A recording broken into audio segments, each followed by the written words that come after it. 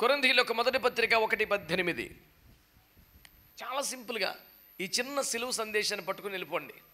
ఈ చిన్న సిలువ సందేశాన్ని పట్టుకుని వెళ్ళిపోండి. సిలువను గూర్చిన వార్త నశించుచున్న వారికి వెర్రితనము, గాని రక్షింపబడుచున్న మనకు దేవుని శక్తి. ఆమేన్. మొదటిది తరచుగా, రెగ్యులర్గా, క్రమంగా సిలువ వార్త వినాలి అనండి. అది నశించిపోయే వాళ్ళకి, అన్యులకి కదండి. మనం వాళ్ళు రక్షణలో ఉన్నాం కదా, మనకెందుకంటే పౌలు గారు అంటున్నాడు, రక్షింపబడుతున్న మనకంటే తనను కూడా కలుపుకొని నాకు కూడా శక్తి ఇచ్చేది సిలువ వార్తే అని చెప్పాడు. హల్లెలూయా. హర్రర్ వార్తలన్నీ ఆదివారం ప్రసంగాలుగా చెప్పుకొని ఈటీవీ నేరాలు ఘోరాలు సమయం జరుగుతుందా ఇప్పుడు అనిపించేలాగా ప్రోగ్రాములు పెట్టుకొని ఆ వార్తలతో బలహీనపడొద్దని సిలువను గురించిన వార్త, నీ వెల చెల్లించబడిందని, నీ ప్రాయశ్చిత్తం జరిగిపోయిందని, నీ జనిమార కట్టేశారని, నువ్వు ఇక కట్టక్కర్లేదని, అక్కడ రక్తంలో పాప క్షమాపణ ఉందని, ఆ గాయాల్లో స్వస్థత ఉందని, సదాకాలమును సరిపడ ఒక్కడే శిక్ష కంప్లీట్ అయిపోయిందని, నేను శాశ్వత కాలమునకు విమోచించేశాడని. అక్కడ హెబ్రీ పత్రిక ప్రకారం అయితే సదాకాలమునకు ఆయన మనల్ని సంపూర్ణులుగా చేసేసాడంట. ఎంత గొప్ప మాట అండి. ఈ మాట నీకు ఎంత ధైర్యం ఇస్తుంది? నువ్వు ఇంకేం చెల్లించక్కర్లేదు, నువ్వేం కట్టక్కర్లేదు, నువ్వేం ప్రాయశ్చిత్తం చేసుకోక్కర్లేదు, నువ్వేమి ఇంక అనుభవించక్కర్లేదు. సదాకాలమునకు సరిపడ ఒక్కటే బలిగా తాను మరణమై నిన్ను సదాకాలమునకు సంపూర్ణుడిగా చేసేసాడు అనే మాట నీకు ఎంత శక్తినిస్తుంది? నిన్ను వాళ్ళు ఏమన్నారు, వీళ్ళు ఏమన్నా, నిన్ను గురించి ఫేస్బుక్లో ఏమొచ్చింది, నిన్ను గురించి అక్కడేమన్నా, ఇవన్నీ ఎందుకు నీకు అవసరమా?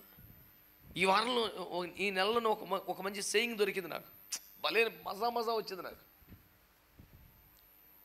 అందులో ఏమనంటే, నీ గురించి వెనక చెడ్డగా మాట్లాడుకుంటున్నారంటే, నీ గురించి చెడ్డగా మాట్లాడుకుంటున్నారంటే నువ్వు బాధపడద్దు, నువ్వు వాళ్ళకన్నా చాలా ముందున్నావు అని అర్థం కదా, హ్యాపీగా ఉన్నాడు. ఏమి నచ్చేసింది అంటే నాకు, అర్రే ఏం చెప్పాడు పెద్ద మనిషి, ఆయన ఎవరు కూడా నాకు తెలియదు, ఓ చోట కనపడింది, దాన్ని సేవ్ చేసి పెట్టా. అసలు మామూలుగా నచ్చలేదు. అసలు నీ వెనక నీ గురించి చెడ్డగా మాట్లాడుకుంటున్నారంటే నువ్వు హ్యాపీ ఫీల్ అవ్వు, బాధపడకు.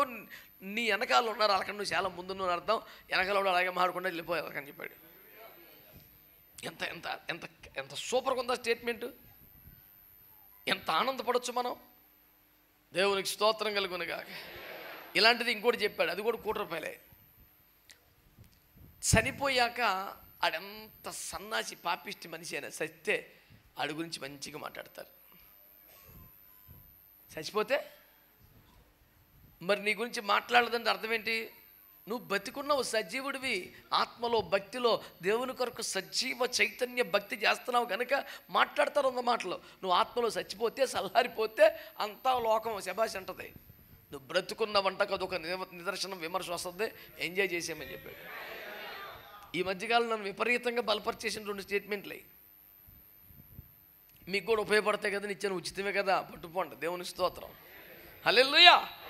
కనుక ఏ వార్త మనల్ని బలం ఇచ్చే వార్త ఏంటి చెప్పండి, మనకి శక్తినిచ్చే వార్త ఏంటి చెప్పండి, నూతన బలం ఇచ్చే వార్త ఏంటి చెప్పండి. ఏ వార్తలు విందాం రోజు? సిలువ మీద ఏం జరిగింది, మనకు అడ్డమేమి లేకుండా చేశాడు, మన పాప రుణపత్రాన్ని చెడిపేశాడు, తండ్రి యొద్దకు వెళ్ళడానికి ఇబ్బందులు లేకుండా చేశాడు. ఇవన్నీ కూడా రాసుకోవాలి మనం. సిలువ మీద ఏమేమి జరిగినాయో రోజు విను, నూతన శక్తి నీకు వచ్చేస్తుంది. దేవునికి స్తోత్రం చెప్పండి. మత్తయి సువార్త 27వ అధ్యాయం 55, 27:55. వారి యేసునకు ఉపచారము చేయుచు గలిలయ నుండి ఆయనను వెంబడించిన అనేక మంది స్త్రీలు అక్కడ దూరము నుండి చూచుచుండిరి. ఈ సన్నివేశం ఎక్కడ? సిలువతో సాగింది యాత్ర, కరుణామయుని దయగల అంటంగా. ఆ యాత్రలో అనేక మంది స్త్రీలు ఆయన్ని వెంబడిస్తూ వచ్చారట. మహామహులు పారిపోయారు, అపోస్తలులు చాలా మంది పారిపోయారు, ఆయన చేతులకు సంఖ్యలు పడగానే దూకి పారిపోయారు.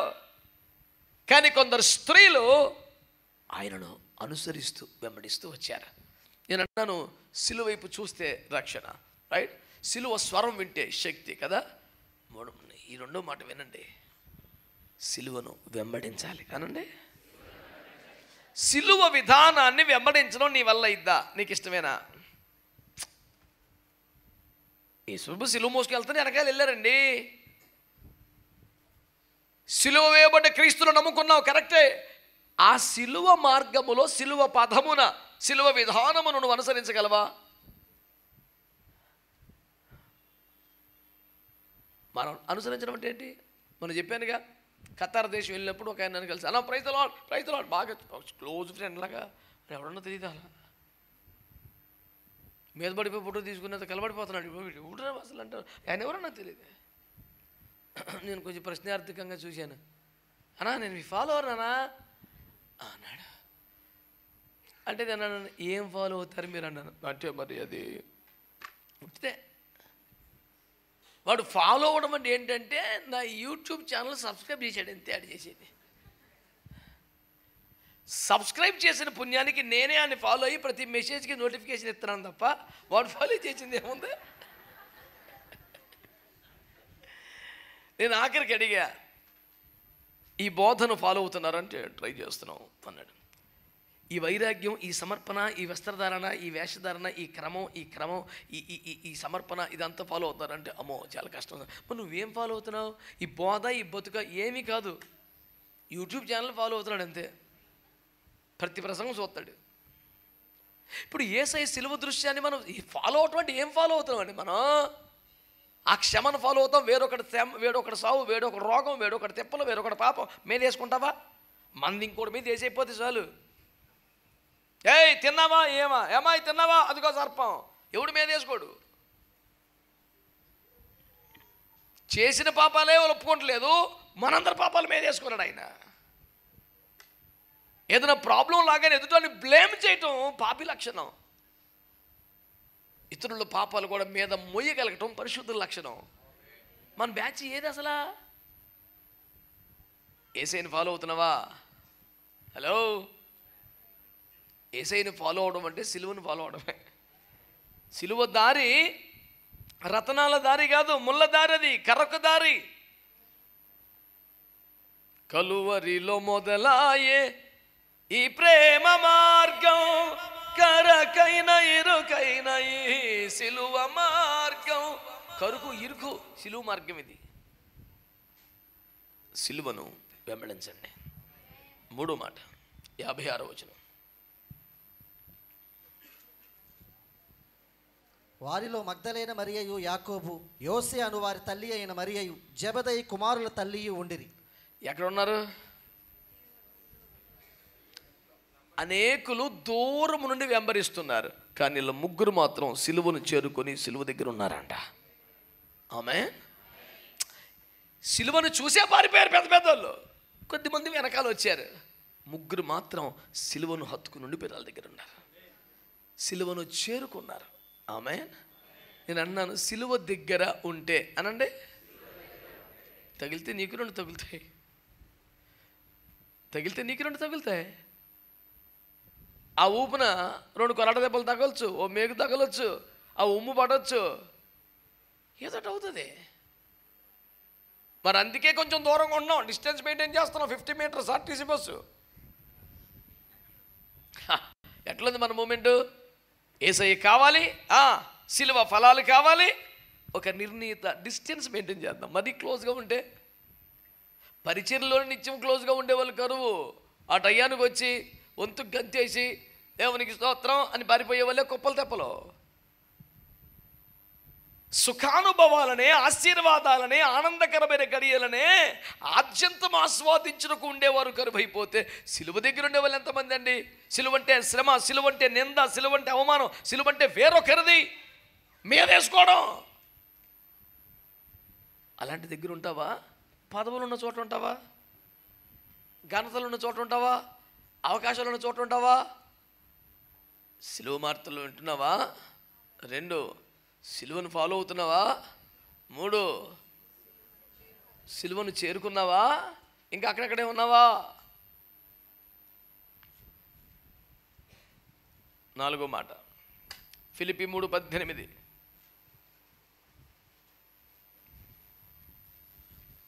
అనేకులు క్రీస్తు శిలువకు శత్రువులుగా నడుచుకొనుచున్నారు. వీరిని గూర్చి మీతో అనేక పర్యాయములు చెప్పి ఇప్పుడు నువ్వు ఏడ్చుచూ కన్నీరు మున్నీరుగా ఏడుస్తూ చెబుతున్న మాట ఏమిటంటే అనేకులు సిలువకు, చెప్పండి, సిలువకు. యేసయ్యగా యేసయ్య అంటే ఇష్టం, ఆయన పాట ఇష్టం, ఆయన ప్రార్థన ఇష్టం, దైవజనులు ఇష్టం, సంఘం ఇష్టం, పరిచర్య ఇష్టం, అన్ని ఆశీర్వాదాలు అయితే ఇంకా ఇష్టం. వీళ్ళకి కష్టం వల్ల సిలువ ఒకటే.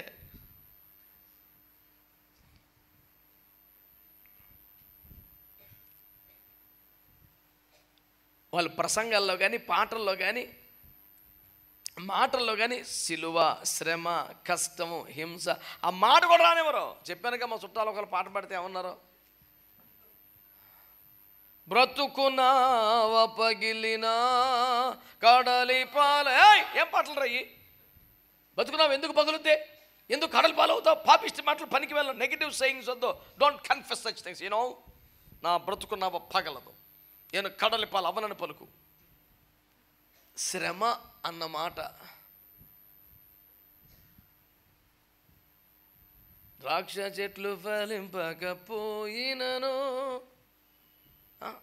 అదేంటి ఫలిస్తాయి, కష్టములందు స్తుతి. ఏంట పనికి మళ్ళీ మాట, కష్టములు రానే రావు అని పాడు. ఇది ఒక సండే స్కూల్ బ్యాచ్ ఇదంతా. చిన్న పిల్లలకి చిన్న కష్టం కూడా తగలకుండా, చెమట కూడా పట్టకుండా చూసుకుంటాం. కొంచెం ఎదిగాక చెమటలో బెట్టలుగా ఆడుకోవాలి మరి అంత వాళ్తాం. కొంచెం పెద్ద అయ్యాక చెమటోడ్చి సంపాదించాలి, తేరగ తింటావేంటి అంటాం. ఎదుగుదలను బట్టి ఉంటుంది యేసు రక్తం వేద్యం. ఆమేన్. కొంతమందికి యేసయ్య ఇష్టం, పాటలు ఇష్టం, ప్రార్థన ఇష్టం, ఆరాధన ఇష్టం, వాక్యం ఇష్టం, సన్నిధి ఇష్టం, దైవజనులు ఇష్టం, అన్నీ ఇష్టం. సిలువ ఒకటే కష్టం. సిలువకు శత్రువుడువా మిత్రుడువా నువ్వు? నా నాలుగో మాట, సిలువ స్నేహం చేద్దాం. ఆమేన్. హల్లెలూయా చెప్పండి. ఐదో మాట, లోక 9:23.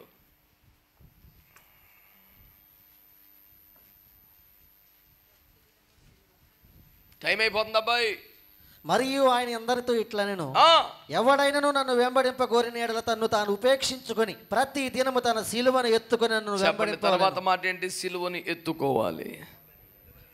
ఒకటి, సిలువ వార్త వినాలి. రెండో, వాళ్ళ మాటలు వీళ్ళ మాటలు వినకండి, సిలువ మాటలు వినండి. రెండోది, అనుసరించండి. 3, చేరుకోండి. 4, స్నేహం చేయండి. 5, ఎత్తుకోండి. ప్రతిదినం సిలువను మోయాలి. సిలువ అంటే మంచి పదవి అండి. యాక్చువల్గా ఇది ముళ్ళ కిరీటమైనను మీ మేలు కొరకు నేను ఈ సింహాసనముని పదవిని భరించుచున్నాను. అంత త్యాగం వద్దు, వదిలి. నువ్వు మోయాల్సిందేంటి? శ్రమను కదా, వేరొకరి బాధను కదా, వేరొక రక్షణ భారాన్ని కదా, ఓ ప్రాంతం యొక్క రక్షణ ఉద్యమ భారాన్ని కదా మోయాలి నువ్వు. సిలువను మోయాలి. ఆరోది ఇంకొంచెం కష్టం. గలతీ 2:20.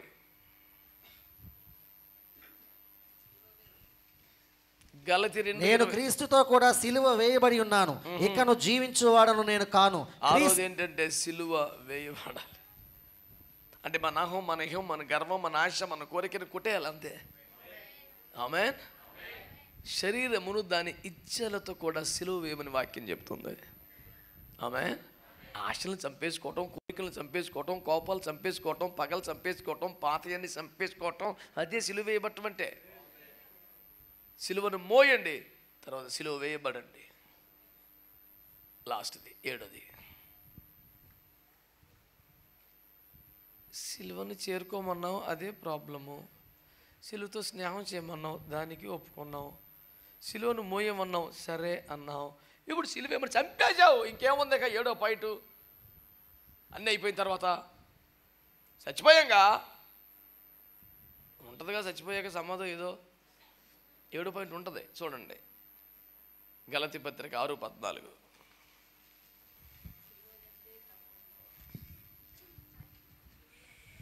అయితే మన ప్రభువైన యేసుక్రీస్తు సిలువ యందు తప్ప మరి దేని యందును అతిశయించుట నాకు దూరమవును గాక. సిలువ యందు అతిశయించాలి.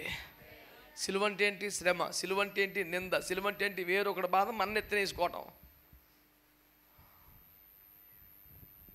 సిలువ అంటే మన ఆశలు, మన కోరికలు చంపుకోవటం. ఇందులో అతిశయపట్టాక ఏముంది? విచారం తప్ప. ఒకప్పుడు మంచి సరదాగా ఉండేవాళ్ళం అండి, కానీ ఇప్పుడు మరి ఇంకా ఇందులోకి వచ్చాం కదండి, ఎంత బాధపడిపోతున్నాం ఎందుకురా? పోయి వెళ్ళిపోయి అందులో తగలడిపో, ఎందుకు వచ్చింది సావు నీకు? ఒకప్పుడు అండి ఒక రకంగా ఉండేదండి, మన డ్రెస్ కానండి, మన తిండి కానండి, మన అడవడిప్పటికీ అంత మరి ఇంకా అంత బాధపడిపోదు. ఈ సిలువలో నువ్వు అతిశయించాలి. హల్లెలూయా. డబ్బులో సంతోషించేవాడిని, లోకంలో సంతోషించేవాడిని, తిండిలో సంతోషించేవాడిని.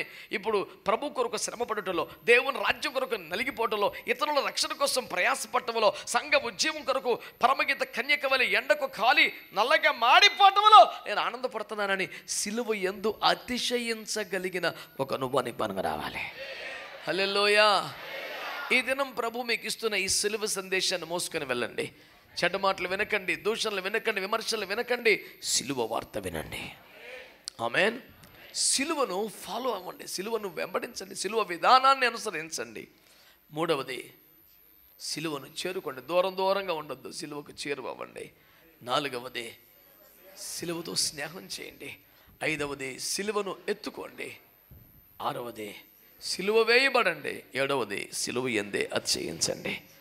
మనం నిత్యము ప్రాక్టీస్ చేయవలసిన ఈ సిలువ సప్తపదులను మనసులో పెట్టుకోండి, ధ్యానించండి. కృప సమృద్ధిగా మీకు అనుగ్రహించబడునుగాక. ప్రార్థన చేసుకుందాం.